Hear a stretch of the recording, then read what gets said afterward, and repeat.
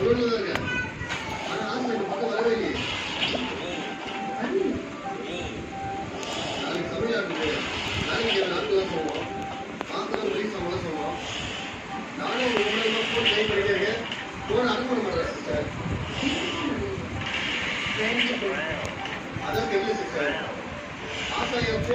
friends.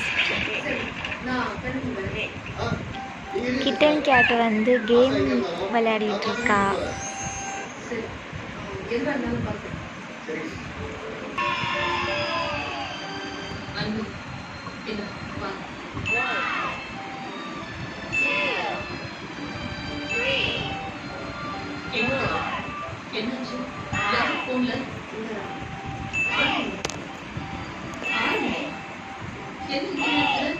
மூர்த்தி அவங்க கூட தானே இருக்கான்.